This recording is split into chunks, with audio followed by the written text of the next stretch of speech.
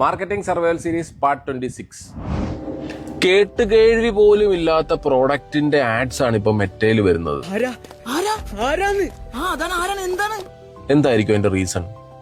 പക്ഷെ വേറൊരു കാര്യമുണ്ട്, ഞാൻ ഇൻസ്റ്റാഗ്രാമിലൊക്കെ അതിന്റെ ബേസ് ചെയ്തുകൊണ്ടുള്ള പ്രോഡക്ട്സിന്റെ ഒക്കെ റീൽസിന് കൂടുതലായിട്ട് ടൈം സ്പെൻഡ് ചെയ്തിട്ടുണ്ട്, അല്ലെങ്കിൽ ഞാൻ അതുപോലത്തെ വീഡിയോസ് ഒക്കെ സേവ് ചെയ്തിട്ടുണ്ട്. അതായിരിക്കും ഒരു റീസൺ.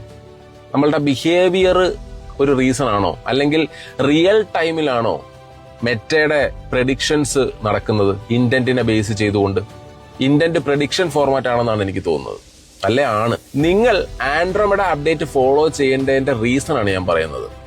നിങ്ങൾ ഒരിക്കലും ഈ പറയുന്ന രീതിയിലൊരു ആഡ് ആണെന്ന് തോന്നുന്ന രീതിയിലുള്ള ക്രിയേറ്റീവ്സ് ആവരുത് ബിൽഡ് ചെയ്യുന്നത്. UGC ടൈപ്പ് ഓഫ് ജസ്റ്റ് ഒരു കണ്ടന്റ് ആണെന്ന് ഫീൽ ചെയ്യിക്കുക. ആൾക്കാർ അതുമായിട്ട് ഇന്ററാക്ട് ചെയ്യട്ടെ.